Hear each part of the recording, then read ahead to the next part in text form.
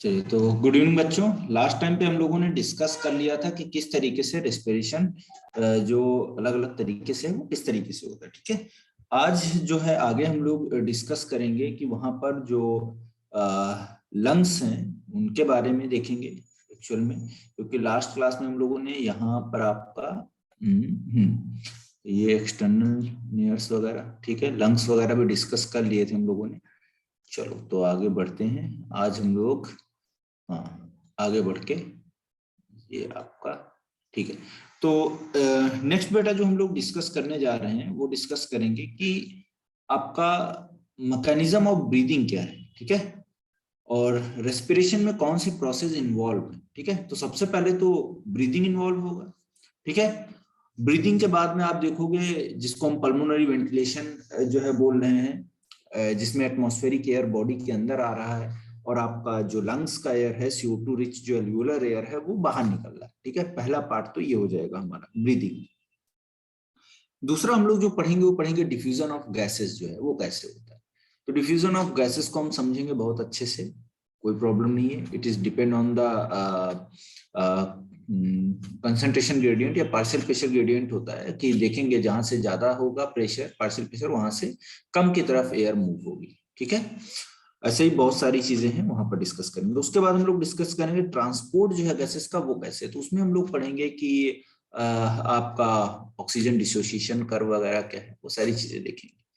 फिर उसके बाद जो है बेटा डिफ्यूजन ऑफ ऑक्सीजन और CO2 के बाद में हम लोग देखेंगे कि एल्वियोलर के बाद में जो है आपका ट्रांसपोर्टेशन कैसे हुआ हीमोग्लोबिन के थ्रू, और उसके बाद में हम देखेंगे कि डिफ्यूजन जो हो रहा है ऑक्सीजन और CO2 का ब्लड और टिश्यू के बीच में वो कैसे होगा। ठीक है, और उसके बाद में हम लोग देखेंगे कि जो यूटिलाइजेशन है ऑक्सीजन का कैटाबॉलिक रिएक्शंस में और जो है उसका रिजल्टेंट जो CO2 रिलीज होता है ना, वो सब चीजें हैं। लेकिन वो हम लोग यहाँ पर नहीं पढ़ेंगे, वो एक्चुअल में रेस्पिरेशन, सेलुलर रेस्पिरेशन का पार्ट है ना, वो आप लोग वहां पर डिस्कस कर लेना सर के साथ में। तो बॉटनी वाले सर आपको डिस्कस करेंगे। Now next thing is a mechanism of breathing, है ना। तो ब्रीदिंग का मैकेनिज्म क्या है उसको देखते हैं। तो ब्रीदिंग को पढ़ने से पहले आप समझ लीजिए कि जो ब्रीदिंग है बेटा, हालांकि मैं शुरुआत में ही आपको बताया था कि ब्रीदिंग का मतलब क्या है। तो ब्रीदिंग का एक सिंपल सा मतलब यह है कि भाई जो एक्सचेंज ऑफ गैसेस है, क्या है, एक्सचेंज ऑफ गैसेस है बिटवीन लंग्स एंड इन्वायरमेंट।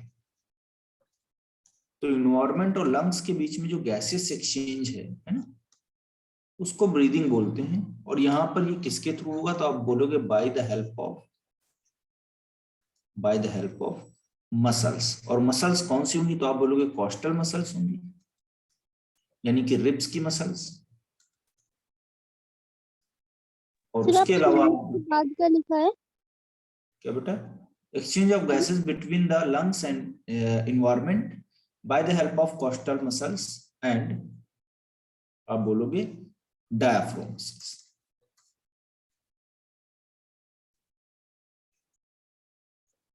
इनके सबके थ्रू आपको देखने को मिलेगा एक्सचेंज ऑफ गैसेस, ब्रीदिंग। ठीक है, तो ब्रीदिंग के दो पार्ट हैं बेटा। एक आप बोलते हो पहला एक्सपायरेशन और दूसरा बोलते हो इंस्पायरेशन।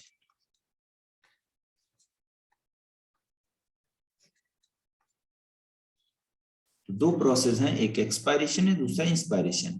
एक्सपायरेशन जो है आपका एक्सहेलेशन भी इसको हम बोल सकते हैं, क्या बोल सकते हैं, एक्सहेलेशन भी बोल सकते हैं, और इंस्पायरेशन को हम इनहेलेशन भी बोल सकते हैं।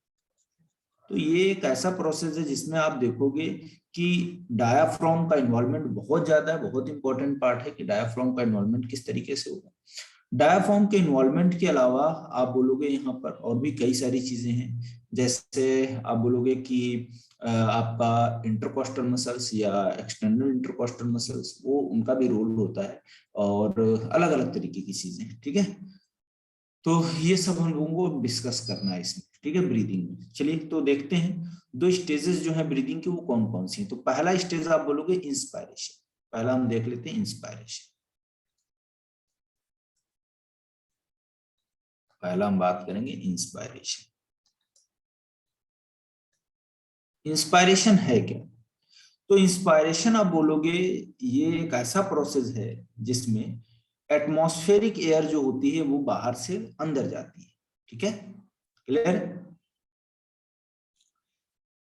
तो आप बोलोगे इट इज अ प्रोसेस, ठीक है, इन विच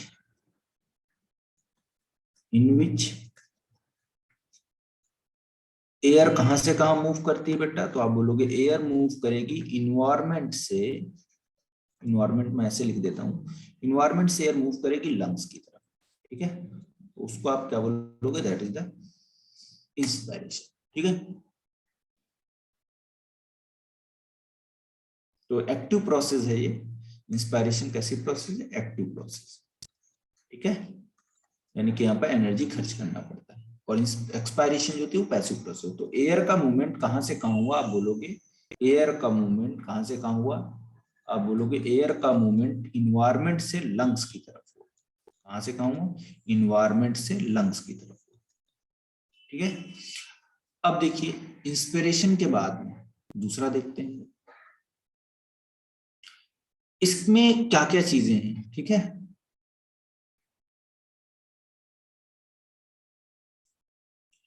आगे बढ़ते हैं हम लोग नेक्स्ट पेज। सबसे पहले इंस्पिरेशन को ही हम डिटेल में देख लेते हैं। ठीक है, यहाँ पर होगा क्या? तो एक अच्छा चीज एक और आपको ध्यान रखना है। देखिए जब आप सामने की तरफ देखोगे, जो लंग्स हमारे हैं वो घेर के जो है किससे घिरे रहते हैं, कौन उनको प्रोटेक्ट करता है? तो सामने वेंट्रल साइड पे आपको देखने को मिलेगा स्टर्नम। ये स्टर्नम होता है ना सामने हमारे चेस्ट, यहाँ पर जो बोन होता है यहाँ पर ये वाला, तो इसको हम बोलते हैं स्टर्नम। ठीक है, स्टर्नम के बाद में बेटा आप बोलोगे यहाँ पर रिब्स आएंगी। ऐसे ये रिब्स आती हैं, आपको पता ही, मैं केवल आपको एक डायग्राम बना के हाइपोथेटिकली समझा रहा हूं। ठीक है, तो ऐसे ये रिब्स आपका पीछे तक जाएंगी, है ना, पता है आपको। तो बेटा वेंट्रल साइड पे कौन जो है प्रोटेक्ट कर रहा है लंग्स को? तो वेंट्रल साइड पे स्टर्नम है, स्टर्नम है। स्टर्नम के साथ साथ में आप बोलोगे और क्या है? तो स्टर्नम के अलावा बेटा आप बोलोगे यहाँ पर, स्टर्नम के अलावा और क्या है? तो आप बोलोगे रिब्स हैं।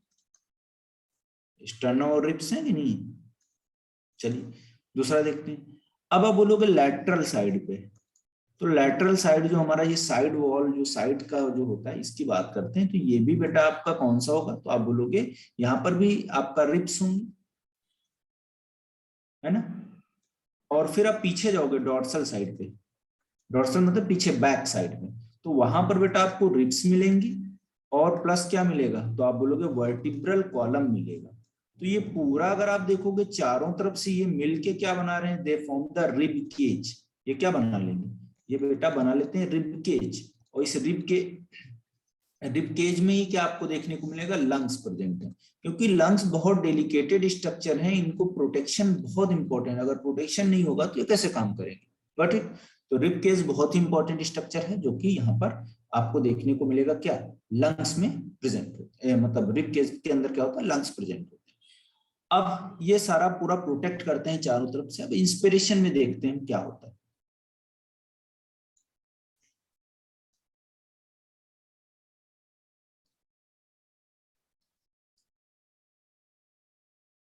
अच्छा एक चीज और मैं यहीं पे आपको डिस्कस कर देता हूँ। ये बेटा आपका थोरेसिक कैविटी हो जाएगा, ये यहाँ लंग्स हो जाएंगे। फिर मैंने बोला था ये डिवाइड कौन करता है? डायाफ्राम। कौन डिवाइड करता है? डायाफ्राम डिवाइड करता है। और डायाफ्राम के नीचे आप बोलोगे यहाँ पर क्या होगा? एब्डोमिनल होगा। कौन सा कैविटी होगा? एब्डोमिनल कैविटी होगा।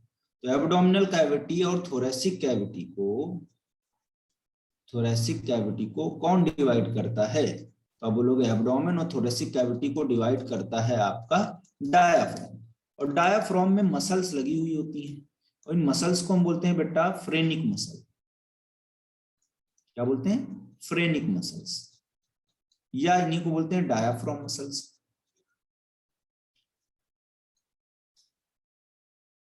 क्या बोलते हैं? फ्रेनिक मसल्स या डायाफ्राम मसल्स। अब देखिए जो ये रिब्स होती हैं बेटा, रिब्स जो होती हैं इनके बीच में भी मसल्स प्रेजेंट होती हैं। तो दो रिब्स के बीच में बाहर की तरफ जो रिब मसल्स होती हैं उनको हम बोलते हैं एक्सटर्नल इंटरकॉस्टल मसल्स। क्या बोलते हैं? External intercostal muscles. और जो आपकी अंदर की तरफ होती हैं, अंदर की तरफ भी मसल्स होती हैं दो रिब्स के बीच में, तो उनको हम बोलते हैं इंटरनल इंटरकॉस्टल मसल्स। बाहर की तरफ जो रिब्स के बीच में है एक्सटर्नल इंटरकॉस्टल मसल्स, अंदर की तरफ जो रिब्स की तरफ है उसको क्या बोलेंगे? Internal intercostal muscles. ठीक है, अब देखिए यहां पर आप बोलोगे टोटल जो मसल्स हैं आपकी वो कितनी है, तो आप बोलोगे यहाँ पर बेटा मसल्स रिब्स जो है वो टोटल कितनी है? आप बोलोगे रिब्स जो होती हैं हमारी, मसल्स की बाद में बात करते हैं, कितनी होती है टोटल? 12 पेयर होती है। ठीक है, और उनके बीच में जो मसल्स होंगी ये वाली, ये कितनी होंगी टोटल? तो आप बोलोगे ये बेटा एक जो होती है वो कितनी होती है? 11 पेयर। ठीक है, कितनी होती है? 11 पेयर होती है। ऐसे ये 11 पेयर होंगी। ठीक है, तो टोटल 22 पेयर हो जाएंगे।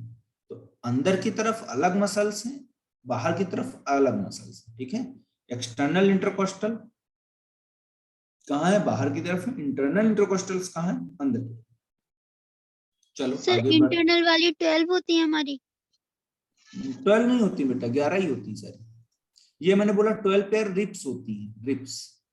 ठीक है, देखो दो और सर रिब्स हैं, ये रिब्स हैं दो, देखो समझ लो पहले, दो रिब्स हैं, इनके बीच में बेटा क्या होगा? एक बाहर की साइड से आप देखोगे तो मसल्स प्रेजेंट होंगी ऐसे बीच में, तो इंटर मतलब बिटवीन, कॉस्टल मतलब रिब्स, तो कॉस्टल के बीच में जो रिब्स हैं, जो मसल्स हैं, उनको क्या बोलेंगे? Intercostal muscles. अब अगर एक्सटर्नल साइड पे है तो आपका एक्सटर्नल इंटरकॉस्टल मसल, अगर यही इंटरनल साइड पे होते हैं, अंदर की तरफ होते तो आप क्या बोलते? Internal intercostal muscles. बोलो।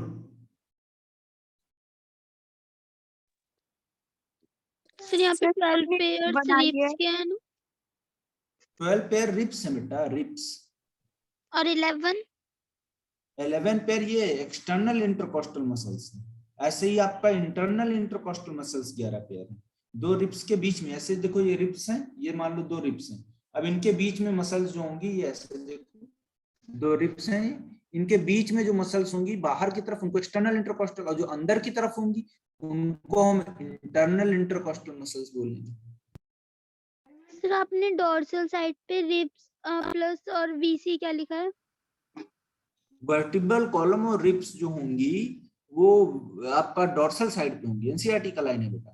लैटरल साइड पे आपको रिब्स घेरेंगी जो है लंग्स को, और वेंट्रल साइड पे बाहर आओगे तो आप बोलोगे स्टर्नम प्रेजेंट होगा और रिब्स प्रेजेंट होगा।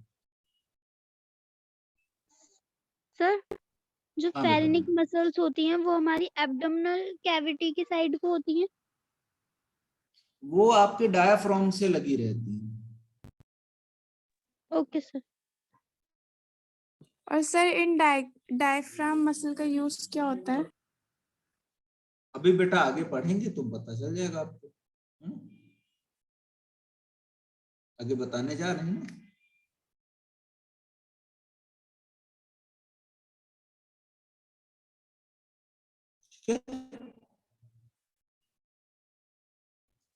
सर मुझे EICM और IICM में डिफरेंस नहीं पता चला, मतलब कैसे बाहर अंदर है सर, वो चीज एक बार रिपीट कर दो। देखो एक्सटर्नल इंटरकॉस्टल मसल मैंने बोला इनका फुल फॉर्म। Yes sir. बोलो, एक्सटर्नल इंटरकॉस्टल मसल्स बोला कि नहीं बोला? Yes sir. ठीक है, ये एक्सटर्नल इंटरकॉस्टल मसल्स। तो दो रिब्स हैं, ये मान लो ऐसे रिब्स हैं, तो एक तरफ हम बाहर से देख रहे हैं, दोनों रिब्स को देख रहे हैं बाहर से, तो बाहर से देखेंगे तो उनके बीच में जो मसल्स होंगी दोनों रिब्स के, उनको एक्सटर्नल इंटरकॉस्टल मसल बोल दिए। ठीक है, यस सर। अब मान लो अगर हम अंदर की तरफ से देखें, अंदर वाली साइड से देखें, दूसरी साइड से, तो दूसरी साइड पे भी यहाँ पर एक मसल प्रेजेंट होती है, तो दूसरी साइड पे जब आप देखोगे तो दूसरी मसल्स कौन सी होंगी? Internal intercostal muscles. ठीक है, ओके सर। अब समझ में आ गया? Yes sir. अब देखो इंस्पिरेशन की बात कर रहे थे, इंस्पिरेशन में देखिए, इंस्पिरेशन में होता क्या है, जो प्रेशर ग्रेडियंट होता है, ठीक है, उसमें अगर आप देखोगे तो लंग्स का जो होता है, लंग्स में जो प्रेशर होता है बेटा, लंग्स में जो आप देखोगे, लंग्स के अंदर जो प्रेशर होगा उसको क्या बोलेंगे, इंट्रा, क्या बोलेंगे, इंट्रा पल्मोनरी क्या बोलेंगे, प्रेशर, क्या बोलेंगे, इंट्रा पल्मोनरी प्रेशर। तो जो लंग्स के अंदर प्रेशर होगा उसको इंट्रा पल्मोनरी प्रेशर बोलेंगे। ये बेटा क्या होता है, ये कम होगा। अगर कम है तो एयर का मूवमेंट किधर से किधर होगा, तो आप बोलोगे एटमॉस्फेयर से किधर होगा मूवमेंट, प्रेशर यहाँ पर कम है ना, तो आप बोलोगे एटमॉस्फेयर में प्रेशर ज्यादा है इन्वायरमेंट में, तो इन्वायरमेंट में प्रेशर ज्यादा है तो एयर का मूवमेंट कहाँ से कहाँ होगा, तो आप बोलोगे इन्वायरमेंट से लंग्स की तरफ। इसी को हम क्या बोल रहे हैं, इंस्पायरेशन बोल रहे हैं कि नहीं बोल रहे हैं। अब ये काम होगा कब, तो देखिए यहां पर बेटा आप बोलोगे जो एक्सटर्नल इंटरकॉस्टल मसल्स हैं, एक्सटर्नल इंटरकॉस्टल मसल्स, वो क्या करेंगी, कॉन्ट्रैक्ट करेंगी, क्या करेंगी, कॉन्ट्रैक्ट करेंगी, ठीक है। अब जब वो कॉन्ट्रैक्ट करेंगी तो रिब्स जो हमारी होंगी वो कहाँ जाएंगी, तो आप बोलोगे रिब्स जो होंगी वो बेटा कैसा मूवमेंट करेंगी, ऊपर की तरफ मूव करेंगी। एनसीईआरटी का आप देखो डायग्राम नंबर जो है आपका 17.2 का फर्स्ट, ठीक है, ए, उसमें देखिए तो ये रिब्स जो बेटा हैं ऐसे आप बना सकते हो। रिब्स का मूवमेंट कहाँ हो रहा है, ऐसे देखिए आप, तो ये आपका वेंट्रल साइड है, ये आपका डोर्सल साइड है, ये आपका एंटीरियर साइड है और ये पोस्टीरियर साइड है। यहाँ पर डायाफ्राम प्रेजेंट होगा कि नहीं होगा, समझ में आ रही बात की नहीं। और इसके अंदर क्या है, लंग्स आपके प्रेजेंट है, ऐसे हमने मान लिया लंग्स ये प्रेजेंट। बोलो भाई समझ में आ रहा है कि नहीं, पहले ये बताओ, बोलो बेटा, अनु, ईशा, साक्षी। Yes sir. तो देखो यहाँ पर क्या होगा, ये वाला एक्सिस जो है एंटीरियर पोस्टीरियर एक्सिस हो जाएगा कि नहीं हो जाएगा, इधर आप बोलोगे डॉर्सो वेंट्रल एक्सिस हो जाएगा कि नहीं हो जाएगा, ये वाला, ठीक है। अब देखिए ये रिब्स हैं, इधर ये रिब्स प्रेजेंट हैं, ऐसे 3D स्ट्रक्चर टाइप में ऐसे बना लो आप, रिब्स प्रेजेंट हैं। तो जैसे आपका रिब्स प्रेजेंट है ये, तो इनके बीच में मसल्स हमने बताया कौन सी प्रेजेंट है, एक्सटर्नल इंटरकॉस्टल। तो ये एक्सटर्नल इंटरकॉस्टल बाहर से ऐसे प्रेजेंट है कि नहीं है, बोलिए। अब आप देखोगे क्या होंगी, ये मसल्स जो थी एक्सटर्नल इंटरकॉस्टल, ये बेटा क्या की, कॉन्ट्रैक्ट की, ये मसल्स क्या की, कॉन्ट्रैक्ट की। अब जैसे ये मसल्स जो है कौन सी आपकी एक्सटर्नल इंटरकॉस्टल मसल्स कॉन्ट्रैक्ट करेंगी, रिब्स का मूवमेंट कहाँ होगा, इधर होगा, ऊपर की तरफ जाएंगी कि नहीं जाएंगी। डायग्राम देखो एनसीईआरटी का भी, जा रही कि नहीं ऊपर की तरफ, खींच रहा है कि नहीं खींच रहा। तो जब ये खींचेगा, कॉन्ट्रैक्ट करेगा, तो आप बोलोगे रिब्स जो होंगी वो मूव करेंगी, और रिब्स मूव किधर करेंगी, तो आप बोलोगे अपवर्ड मूवमेंट करेंगी। कैसा मूवमेंट करेंगी, अपवर्ड मूवमेंट करेंगी, ऊपर की तरफ करेंगी। अब आप बोलोगे जब अपवर्ड मूवमेंट करेंगी तो उसकी वजह से क्या होगा, आपका जो डॉर्सो वेंट्रल एक्सिस है, डॉर्सो वेंट्रल एक्सिस वो इंक्रीज कर जाएगा कि नहीं इंक्रीज कर जाएगा, बोलिए, समझ में आई बात की नहीं। अब इंक्रीज कर गया बेटा, तो आप बोलोगे प्रेशर जो होगा किसमें, लंग्स में, लंग्स का जो प्रेशर होगा वो कम हो जाएगा कि नहीं हो जाएगा, बोलो, कम हो जाएगा कि नहीं हो जाएगा। अब देखिए जब प्रेशर कम हो जाएगा तो आप बोलोगे यहां पर क्या होगा, यहां पर आप बताओगे क्या होगा, तो आप बोलोगे लंग्स में प्रेशर कम था, तो भाई जो है आपका यहाँ पर जो इन्वायरमेंट है, इन्वायरमेंट में आप बोलोगे क्या होगा, लंग्स का प्रेशर कम है, इन्वायरमेंट में प्रेशर क्या है, ज्यादा है, तो एयर किधर से किधर चली जाएगी, इन्वायरमेंट से लंग्स में, लंग्स की तरफ। समझ में आई बात की नहीं है इतनी, इंस्पिरेशन होगा, ठीक है। दूसरा देखिए, जब डॉर्सोवेंट्रल एक्सिस बढ़ रहा है तो आप बोलोगे थोरैसिक कैविटी जो है, जो थोरैसिक कैविटी है वो भी तो इंक्रीज करेगी, वो भी तो इंक्रीज करेगी कि नहीं करेगी, बोलिए। तो थोरैसिक कैविटी भी इंक्रीज करेगी, ठीक है, इंक्रीज करेगी कि नहीं, थोरैसिक कैविटी इंक्रीज करेगी। आवाज स्लो आ रही है, नो सर, आपकी वॉइस सही आ रही है। हाँ उसी की स्लो आ रही है। चलो, तो थोरैसिक कैविटी इंक्रीज करेगा, जब थोरैसिक कैविटी इंक्रीज करेगा तो आप बोलोगे इसकी वजह से क्या होगा, जो प्लूरल कैविटी है, प्लूरल कैविटी में क्या है, लंग्स है, तो प्लूरल कैविटी भी क्या करेगा बेटा, आप बोलोगे इंक्रीज कर जाएगा। अब जब स्पेस बढ़ रहा है तो आप बोलोगे एयर का प्रेशर कम होगा कि नहीं। ये लॉ है, आपको पता ही है कि भाई जब आपका क्या होता है, स्पेस वॉल्यूम जब बढ़ता है आपका, तो क्या होता है, उसकी वजह से आप बोलोगे प्रेशर क्या हो जाता है, कम हो जाता है। ये होता है कि नहीं होता है। बॉयल्स लॉ किसमें पढ़ते हो?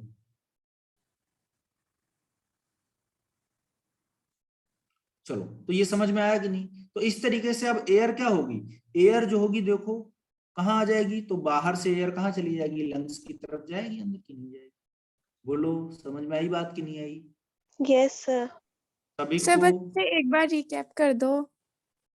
अच्छा चलो, मैंने क्या बोला बेटा, यहाँ पर जो आपका EICM है, एक्सटर्नल इंटरकॉस्टल मसल्स हैं, वो कॉन्ट्रैक्ट करेंगी। वो कॉन्ट्रैक्ट करेंगी तो रिब्स का मूवमेंट अपवर्ड की तरफ होगा। अपवर्ड होगा तो डॉर्सोवेंट्रल जो एक्सिस हमने बनाया है वो बढ़ेगा। डॉर्सोवेंट्रल एक्सिस अगर इंक्रीज कर रहा है तो आप बोलोगे थोरेसिक कैविटी भी बढ़ेगी। थोरेसिक कैविटी बढ़ रही है तो उसके अंदर प्लूरल कैविटी में लंग्स हैं वो भी बढ़ेगा। और जब स्पेस बढ़ गया, आपका वॉल्यूम बढ़ गया, तो प्रेशर कम हो जाएगा कि नहीं। अब प्रेशर कम हो गया तो भाई इन्वायरमेंट का प्रेशर ज्यादा है और लंग्स का प्रेशर क्या है, कम है, तो एयर किधर से किधर आएगी, इन्वायरमेंट से लंग्स की तरफ आएगी। ठीक है, तो एयर का मूवमेंट किधर होगा, बाहर से अंदर की तरफ। देखो एयर आ रही है नहीं आ रही। डन।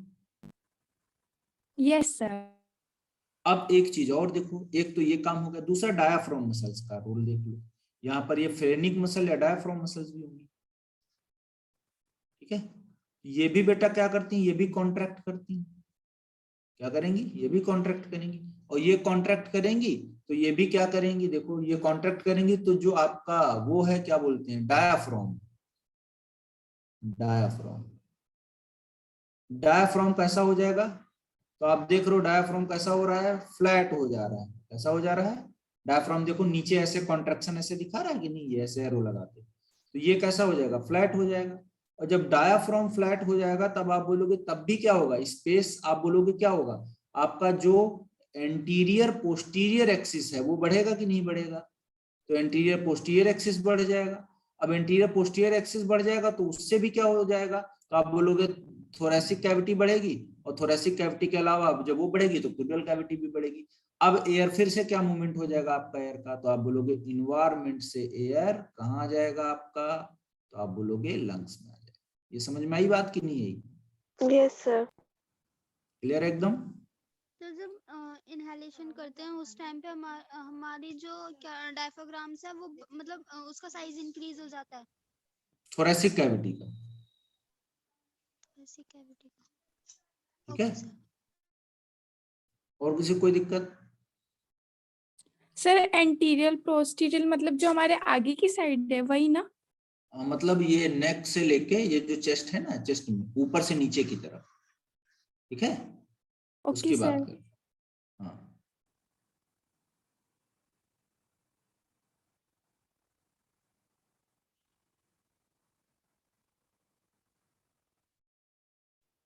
और बताओ किसी को कोई दिक्कत? सर एक बार ये वाला भी बता दो, आपने यहाँ पे क्या बताया था वॉल्यूम प्रेशर के बारे में। मैंने बोला कि बेटा अगर वॉल्यूम मतलब स्पेस अगर बढ़ेगा ना, जैसे मान लो स्पेस है कम है, स्पेस बढ़ेगा तो प्रेशर कम हो जाएगा कि नहीं हो जाएगा। अगर स्पेस ज्यादा होगा तो प्रेशर जो है आपका कम हो जाएगा, स्पेस कम है तो प्रेशर ज्यादा हो जाएगा, है ना। Okay sir. Done. Yes sir. आगे बढ़े। Yes sir. Yes sir. अब जस्ट इसका अपोजिट कर लेंगे अगली बार में। तो अगर आप बोलोगे एक्सपायरेशन, एक्सपायरेशन में क्या होगा, तो देखो एक्सपायरेशन समझते हैं। हमने बोला कि ऐसे, ये फिर से बना लेते हैं, कोई प्रॉब्लम थोड़े। ये आपका ये हो गया ऐसे, ये आपका इंटीरियर पोस्टीरियर एक्सिस हो गया, ऐसे ऊपर से नीचे की तरफ आप जाओगे तो ये इंटीरियर पोस्टीरियर एक्सिस हो गया। ये आप इधर आओगे तो आप बोलोगे इसको, ये वाला क्या आपका डॉर्सो वेंट्रल एक्सिस, तो ये वेंट्रल बना लो, इधर डॉर्सल बना लो, डॉर्सो वेंट्रल एक्सिस हो गया। अब बेटा यहाँ पर देखिए एक्सपायरेशन में क्या होगा, तो यहाँ पर मसल्स जो होंगी एक्सटर्नल इंटरकॉस्टल मसल्स, ये क्या करेंगी, ये हो जाएंगी रिलैक्स। पहले कॉन्ट्रैक्ट हो रही थी, अब रिलैक्स हो जाएंगी। तो जैसे ये रिलैक्स होंगी वैसे देखिए क्या होगा, तो आप बोलोगे सब अपोजिट होने लगेगा उसका। तो आप बोलोगे जब ये रिलैक्स हो गई तो वहां पर क्या होगा, जो रिब्स का मूवमेंट होगा वो इन्वर्ट हो जाएगा। रिब्स भाई बाहर की तरफ थी, अब कैसे आ जाएंगी, अंदर की तरफ आ जाएंगी कि नहीं, देखो डायग्राम में भी ऐसे दिखा रहा है आपको। तो रिब्स कैसा होंगी, इन्वर्ट मूवमेंट करेंगी, अंदर की तरफ आ जाएंगी, मूव कर गई। अब जब अंदर की तरफ मूव कर जाएंगी तब देखो क्या होगा, तो इन्वर्ट मूव करेंगी रिब्स। अब देखिए क्या होगा, जब इन्वर्ट मूव करेंगी तो आप बोलोगे यहां पर बेटा क्या होगा, जो थोरेसिक कैविटी है, थोरेसिक कैविटी जो है, थोरेसिक कैविटी जो है उसमें क्या हो जाएगा, तो आप बोलोगे स्पेस कम हो जाएगा कि नहीं, बोलिए। Yes sir.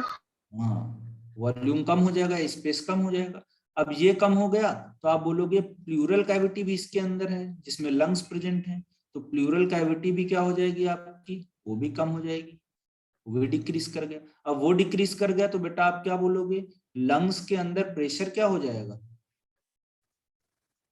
क्या हो जाएगा, कम हो जाएगा, ज्यादा हो जाएगा, ज्यादा। ज्यादा हो जाएगा ना। Yes sir. एक तो ये हो गया। और जब रिब्स इन्वर्ट मूवमेंट करेंगी तो ये बेटा क्या करेंगी, तो आप बोलोगे इनकी वजह से क्या होगा, जो डॉर्सो वेंट्रल एक्सिस है, डॉर्सो वेंट्रल एक्सिस जो है वो क्या हो जाएगा, तो आप बोलोगे वो कम हो जाएगा कि नहीं, भाई ये पिचक जाएगा कि नहीं, इधर ये स्पेस यहाँ से, ठीक है, कम हो जाएगा कि नहीं। तो ये कम हो जाएगा तो आप बोलोगे यही तो होगा, थोरेसिक कैविटी का स्पेस कम हो जाएगा। ये समझ में आ गई बात कि नहीं इतनी बेटा, बोलिए।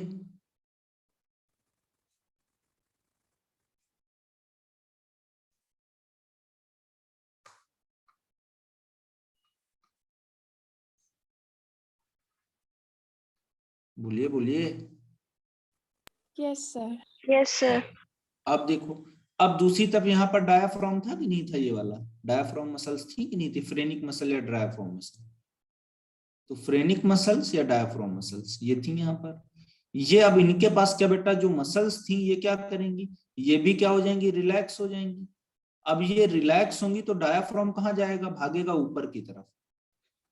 तो आप बोलोगे डायाफ्राम जो ऊपर की तरफ जाएगा, तो यहाँ पर डायाफ्राम क्या हो जाएगा आपका, जब ये मसल रिलैक्स हो जाएंगी तो आप बोलोगे डायाफ्राम जो है, डायाफ्राम जो है वो कैसा हो जाएगा, तो आप बोलोगे अपवर्ड मूवमेंट करेगा।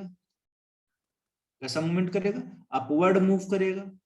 और आप बोलोगे इसके अलावा और क्या होगा, तो यहाँ पर आप बोलोगे ये डोम शेप का हो जाएगा या कर्व शेप का हो जाएगा। एनसीईआरटी में बना भी हुआ है डोम शेप या कर्व शेप, ठीक है। तो ये आर्क नुमा ऐसे हो जाएगा, ऐसे बढ़ जाएगा, ऐसे यहाँ पर ये मान लो ये डायाफ्राम था, अब ये डायाफ्राम ऐसे ऐसे हो जाएगा, ऐसे हो जाएगा। तो उससे भी क्या होगा, आप बोलोगे इसकी वजह से क्या होगा, जब डोम शेप का हो जाएगा अपवर्ड मूवमेंट करेगा, तो इसकी वजह से आपका क्या होगा, जो आपका एंटीरियर पोस्टीरियर एक्सिस है वो क्या हो जाएगा बेटा, वो भी कम हो जाएगा कि नहीं हो जाएगा।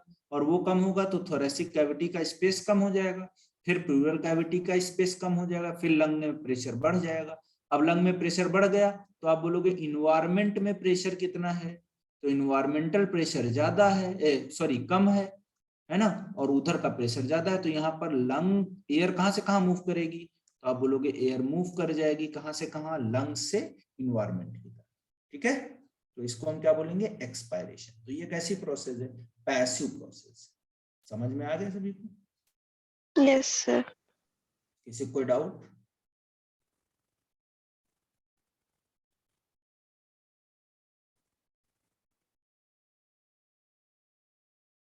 सर प्लूरल कैविटी लंग्स के अंदर होती है ना? नहीं, लंग्स के अंदर नहीं, लंग्स उसके अंदर होते हैं ना, ऐसे थी ना प्लूरल कैविटी, याद करो ना, ऐसे मैंने बताया था लंग्स ऐसे प्रेजेंट है, तो मैंने बोला था यहाँ पर प्लूरल कैविटी प्रेजेंट है, इसमें प्लूरल फ्लूइड भरा हुआ है, ये विसरल मेम्ब्रेन है, एक पेराइटल मेम्ब्रेन है, ऐसा करके बताया नहीं था मैंने। तो यहाँ पर हमेशा जो होता है इनहेलेशन के टाइम पे ये निगेटिव रहता है, ठीक है, इनहेलेशन के टाइम पे मतलब क्या रहेगा, कम रहेगा। तो जब कम रहता है इंट्रा प्लूरल जो पल्मोनरी प्रेशर जो कम रहता है, लेस देन एनवायरमेंट रहता है, तभी जो है एयर बाहर से अंदर की तरफ आता है। ठीक है,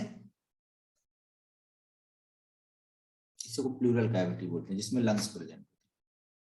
ठीक है, ओके सर। समझ में आ गया? बोलिए,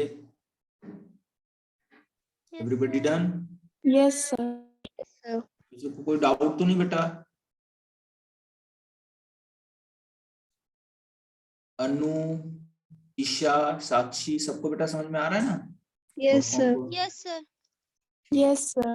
शिवानी, मानू, गीता, दिया, Yes, sir. मेघा, चलो ठीक है बेटा, सबको आ गया समझ में। बहुत इंपॉर्टेंट है, थोड़ा लगता है टफ लेकिन है बहुत इजी। ठीक है, बिल्कुल टेंशन लेने की जरूरत नहीं है आपको।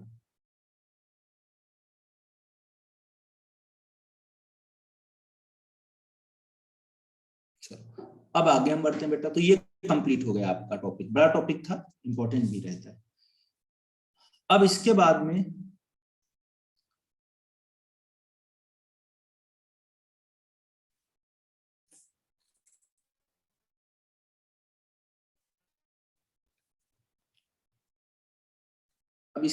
बेटा हम देखेंगे यहाँ पर क्या है कि जो आपका वॉल्यूम है एयर का, जो इन्वॉल्व होता है ब्रीदिंग मूवमेंट में, उसको हम लोग स्पायरोमीटर से मेजर कर सकते हैं। ठीक है, किससे मेजर करते हैं? स्पायरोमीटर से। तो नेक्स्ट जो टॉपिक है आप लोग देख रहे हैं, स्पायरोमीटर से मेजर कर सकते हैं।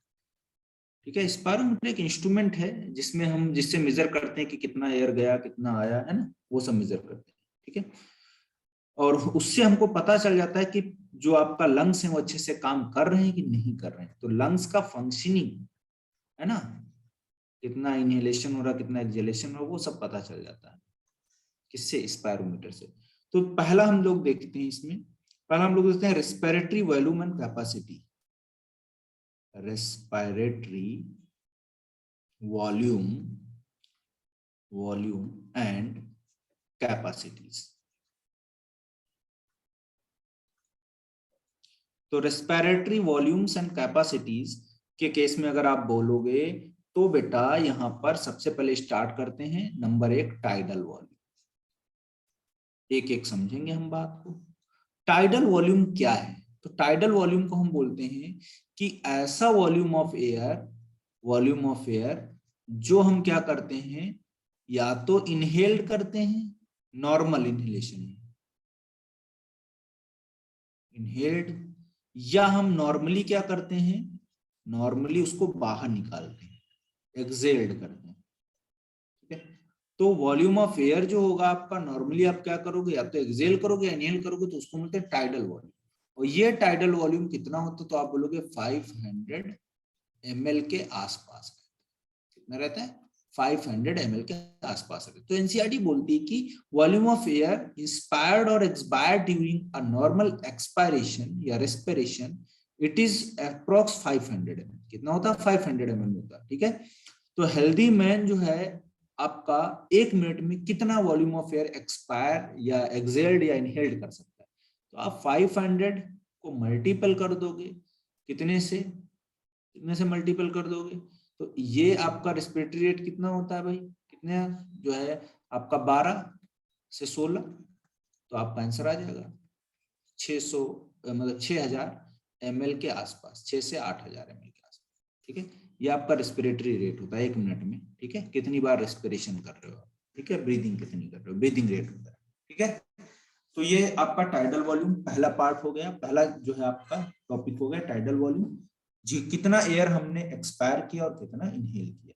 अच्छा, एक चीज और बेटा यहाँ पर हम लोग देखेंगे, वो क्या है कि इस टाइडल वॉल्यूम में जब आप लेके चले थे एक्सटर्नल नॉस्ट्रिल से, ये बता भी चुका हूं मैं, और जब लंग्स तक आप पहुंचोगे, लंग्स में पहुंच गए, रेस्पिरेटरी पार्ट ऑफ लंग पहुंच गए, तो यहां तो आपने 500 ml लिया, लेकिन एल्वियोलाई तक पहुंचा कितना? 350 ml। तो आप बोलोगे 150 ml यहीं पे रह गया आपके इस कंडक्टिंग पार्ट में, ये बता भी चुका हूं पिछली क्लास में, कहां रह गया? कंडक्टिंग पार्ट में रह गया। और इसको हम क्या बोलते थे? Physiological dead space. क्या बोलते थे? Physiological dead space. और जो वॉल्यूम ऑफ एयर है उसको क्या बोलते हैं? Physiological dead volume. ठीक है, फिजियोलॉजिकल डेड वॉल्यूम। ठीक है, तो ये कहानी है आपकी, फिजियोलॉजिकल डेड वॉल्यूम भी बोलते हैं। तो ये कितना होता है, 150 ml के आसपास होता है ना, क्लियर? तो ये बात भी ध्यान रखिएगा साथ में। समझ में आई ये बात कि नहीं? पिछली क्लास में भी मैंने डिस्कस किया था कई बार। यस फिजियोलॉजिकल डेड वॉल्यूम क्या होता है, फिजियोलॉजिकल डेड स्पेस क्या होता है। ठीक है नु? सर आपने लंग्स के बाद क्या लिखा है ऊपर, सबसे ऊपर? स्पायरोमीटर। ये मैंने लिखा बेटा, स्पायरोमीटर जो लंग्स की फंक्शन होते हैं ना, उनको जो है देखने के लिए हम करते हैं, क्लिनिकल सिग्निफिकेंस इसका है। अगर स्पायरोमीटर से हम लेते हैं और उससे हम मेजर कर लेते हैं कि कितना एयर वो इनहेल कर रहा है या एक्सहेल कर रहा है। ठीक है सर उस स्पायरोमीटर से पता लगता है कि वो कितना एक्सहेल कर रहा है और कितना इनहेल कर रहा है? हाँ, उससे पता चल जाएगा। अब जैसे 500 ml कर रहा होगा तो समझ में आ जाएगा कि भाई हाँ लंग सही से काम कर रहे हैं। नहीं सही से काम कर रहे होंगे तो हम समझ जाएंगे कुछ प्रॉब्लम आ गया लंग्स में, है ना? Okay sir. चलिए अब आगे देखते हैं इसके उसमें बाद। कोई डिसीज वगैरह हो गई ना, अगर वो कम या ज्यादा मतलब हाँ हाँ हाँ, तो नॉर्मेलिटी कुछ ना कुछ हो जाएगी, प्रॉब्लम में है बंदा। दूसरा देखते हैं टाइडल वॉल्यूम। 16 टाइम हम ब्रीथ करते हैं 1 मिनट में। हाँ 12 to 16 टाइम ब्रीदिंग रेट है, वो रेस्पिरेटरी रेट है, ब्रीदिंग रेट। हमने 500 से मल्टीप्लाई किया। हाँ इसीलिए 1 मिनट में पूछ रहा ना कितना होगा आपका, कितना वॉल्यूम ऑफ एयर एक्सहेल या इनहेल किया जाएगा, तो मल्टीपल कर देंगे 1 घंटे में, 1 मिनट में, जितना भी करे। ओके ठीक सर। है, चलो अब दूसरे नंबर पे हम देखते हैं आपका इंस्पिरेटरी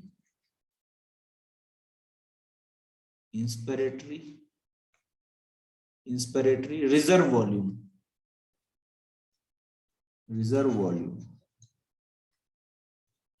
तो इंस्पिरेटरी रिजर्व वॉल्यूम की जब बात करोगे आप तो क्या होगा, देखिए इंस्पिरेटरी रिजर्व वॉल्यूम जो है इसको बोलते हैं IRV। क्या बोलते हैं? IRV।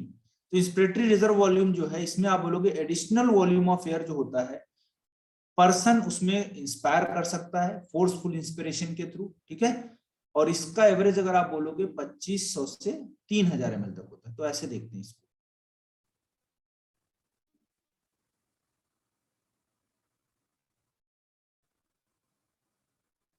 अच्छा एक चीज और आप ध्यान रखिएगा, अगर हम ये ऐसे ग्राफ से अगर इसको दिखाएं ना तो और अच्छे से समझ में आ जाएगा। ये ऐसे हम ग्राफ से भी इसको दिखा सकते हैं,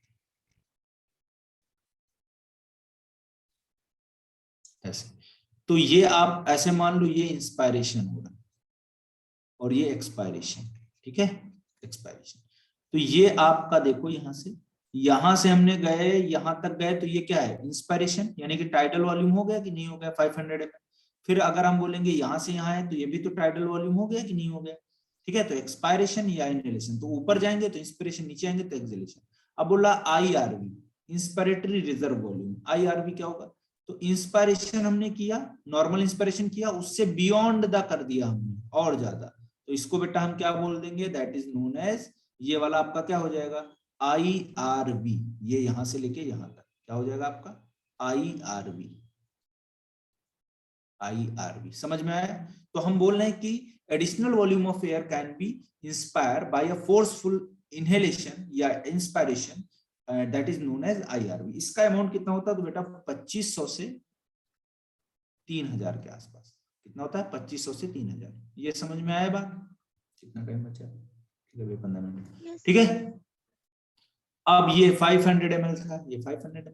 अब इस ऐसे ही आपसे पूछता है कि इंस्पायरेशन, एक्सपायरेटरी रिजर्व वॉल्यूम। तो एक्सपायरेटरी रिजर्व वॉल्यूम में देखो क्या होगा, ये आपका इनहेलेशन, ये एक्सहेलेशन, टाइडल वॉल्यूम, और फिर बियॉन्ड द लिमिट हम बाहर निकाल दें एयर को। तो ये बेटा आपका ये वाला पोर्शन जो हो गया, ये क्या हो गया आपका, यहां से लेके आपका यहां तक, इसको आप क्या बोलोगे, ERV, एक्सपायरेटरी रिजर्व वॉल्यूम, यानी कि फोर्सफुल एक्सपायरेशन। एनसीईआरटी में लिखा हुआ है एडिशनल वॉल्यूम ऑफ एयर, जिसमें एक पर्सन क्या करता है, एक्सपायर कर देता है, फोर्सफुल एक्सपायरेशन करता है बियॉन्ड दैट। ठीक है, और ये कितना है बेटा, तो आप बोलोगे 1000 से कितना, आप बोलोगे 1100 ml के आसपास। ठीक है, तो 3 चीजें हमने बताई, टाइडल वॉल्यूम, नॉर्मल एक्सहेलेशन या इनहेलेशन 500 ml, IRV आप बोलोगे 2500 ml के आसपास, इंस्पिरेटरी रिजर्व वॉल्यूम, फिर आप बोलोगे ERV इंस्पिरेटरी रिजर्व वॉल्यूम 1000 से 1100 ml के आसपास। अब देखिए तीसरा, यहां पर आप बोलोगे, हाँ बेटा बोलिए। IRV का मतलब यही था, मतलब इतनी एक्स्ट्रा वो इनहेल कर रहा है, और ERV का मतलब इतनी एक्सहेल कर रहा है एक्स्ट्रा। हाँ, ये बाहर आगे निकाल जाके रहा है नॉर्मल हो गई और फोर्सफुल। इतनी वो एक्स्ट्रा कर रहा है हाँ, बाद में। 500 ml के ऊपर कर रहा तो वो यही ERV सर। भी हो जाए।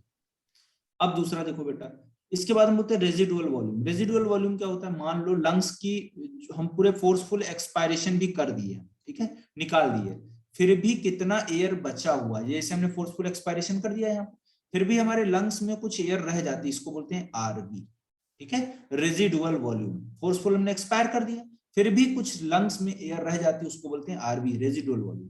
अगर ये नहीं होगा तो कोलैप्स कर जाएगा, तो ये प्रेजेंट होता है। इसका अमाउंट आप बोलोगे कितना रहता है, तो आप बोलोगे 1100 से 1200 ml के आसपास, ठीक है।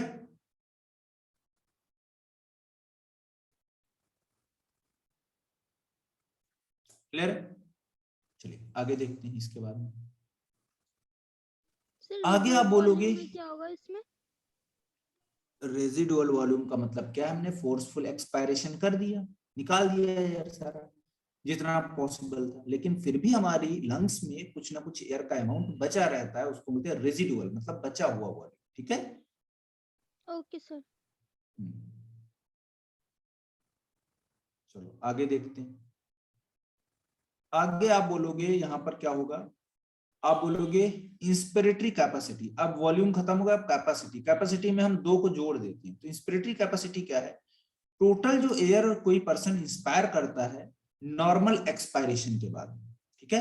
तो आप बोलोगे बेटा ये क्या हो जाएगा आपका, ऐसे आप देख लोगे तो आपका ये हो जाएगा जो है टीवी प्लस IRV। तो टीवी आपका प्लस IRV, तो बेटा क्या हो जाएगा आपका, इसमें आप लिख लोगे कहां से कहां तक हो जाएगा, ये देखिए आप, सॉरी ये आपका IRV था यहां तक, ठीक है, ये IRV था।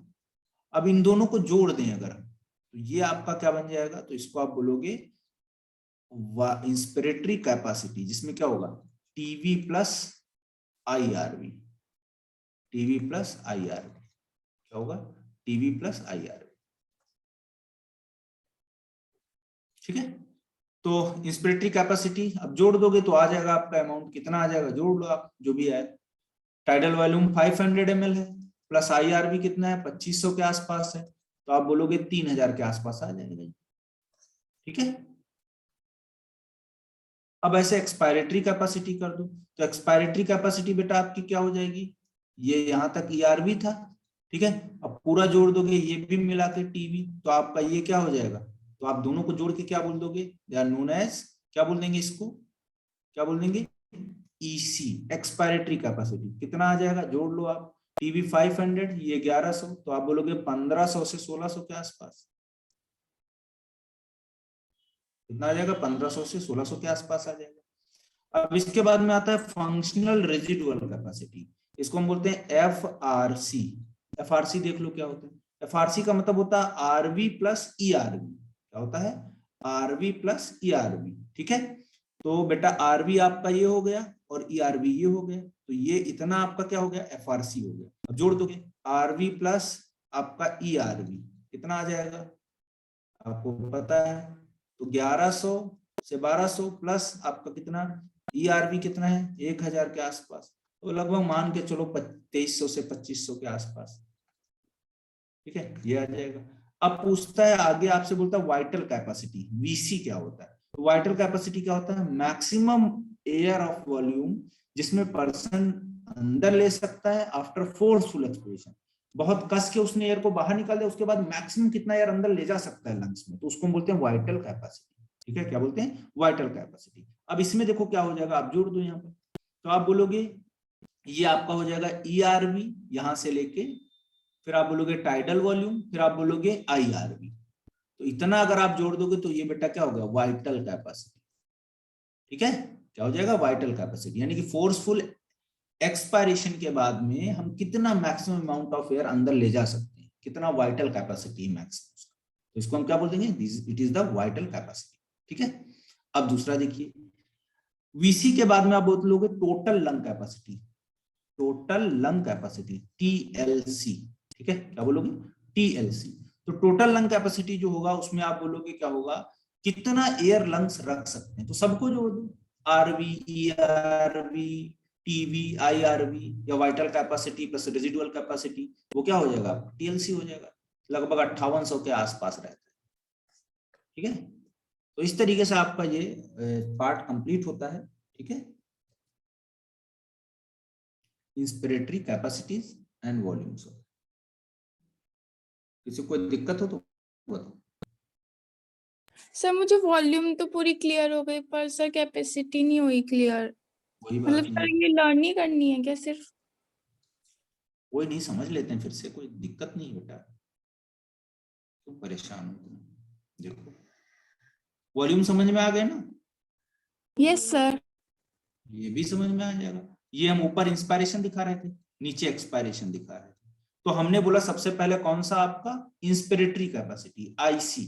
IC का मतलब क्या है, अगर हम क्या करें, ऐसा एयर जिसमें हम क्या करें, नॉर्मल एक्सपायरेशन कर दिया हमने ऐसे, और फिर हम क्या करें, कितना एयर अंदर ले जा रहे हैं, इंस्पायर कर पा रहे हैं नॉर्मल कंडीशन में, तो उसको हम IC बोल रहे हैं। तो ये हमने बोला कि IC क्या है आपका, तो आप बोलोगे टाइडल वॉल्यूम, TV, और उसके बाद आपका क्या था, तो आप बोल रहे थे ये वाला आपका वॉल्यूम, इसको आप क्या बोलते हो, that is known as IRV।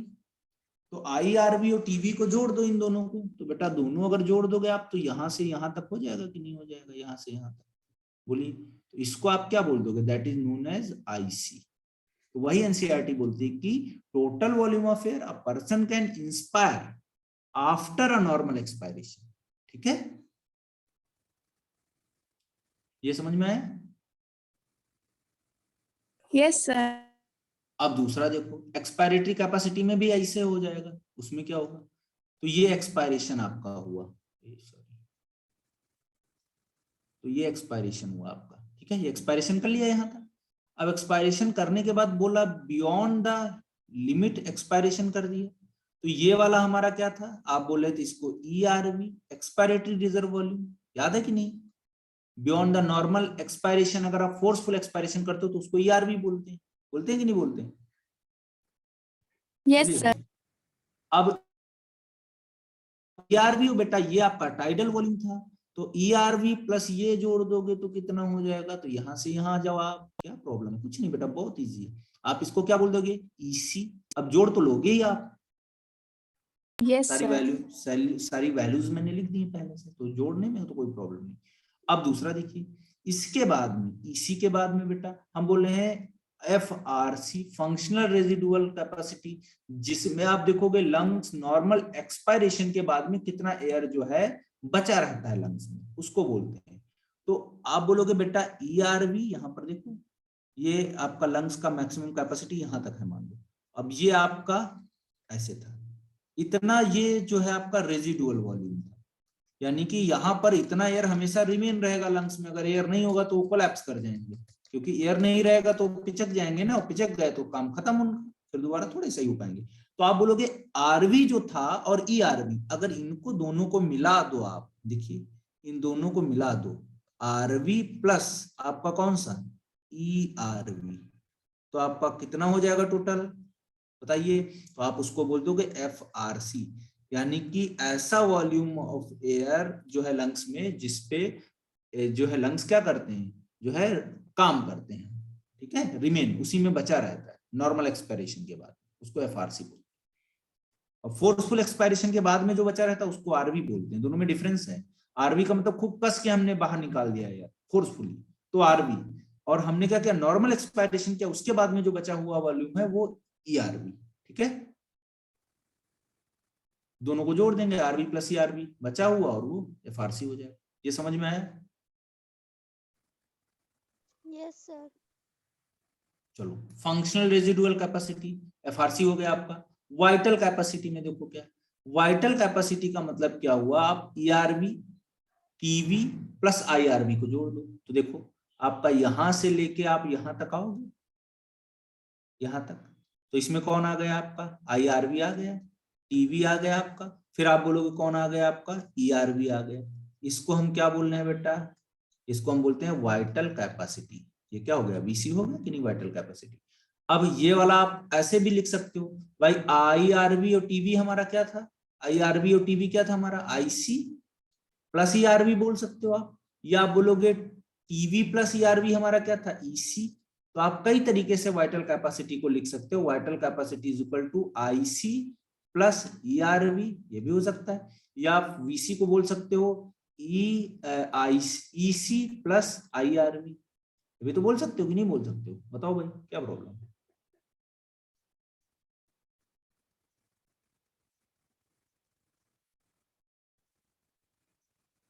अब बोलो किसको, अनु Yes, किसको sir. प्रॉब्लम, किसको प्रॉब्लम किसको थी।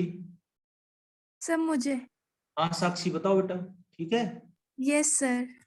अब देखो टोटल लंग कैपेसिटी में क्या है, तो पूरा जोड़ लो भाई, जितना एयर मैक्सिमम लंग्स एयर को रख सकता है, तो ये टीएलसी था, तो टीएलसी में आप देख ही लो, सब जोड़ लो। अब किसी को कैसे भी जोड़ सकते हो, तो ये टीएलसी हो गया, 5800 के आसपास आता है इसका, ठीक है, समझ में आ गया। Yes sir. तो ये टॉपिक भी थोड़ा इंपॉर्टेंट है, इसको देख लीजिएगा आप अच्छे से, वैल्यूज याद कर लीजिएगा, क्वेश्चंस पूछ देता है इसमें, है ना, नॉर्मल, ज्यादा टफ नहीं पूछेगा। अब इसके बाद में हम फिजियोलॉजी पढ़ेंगे, एक्सचेंज ऑफ गैसेस वगैरह कैसे होता है, क्या होता है, अगली क्लास में, है ना। तो अगली क्लास में हम लोग मैक्सिमम चीजें खत्म कर लेंगे, उसके बाद एक क्लास और लगेगा अभी, ठीक है, या हो सकता है उसी क्लास में करवा देंगे, ठीक है, देखते हैं, लेकिन टाइम लगेगा थोड़ा, ठीक है, कोशिश करेंगे अगली क्लास में करवाने का, ठीक है, फटाफट। चलो आज के लिए यहीं तक रखते हैं ना, आप लोग रिवाइज करिए इसको, है ना, अच्छे से क्वेश्चंस करिए, और मॉक टेस्ट जरूर दीजिए बेटा, ठीक है। Okay, sir. Okay sir. Okay बेटा, bye bye, take care, Thank you, okay sir. Thank you sir. Welcome बेटे। Bye sir.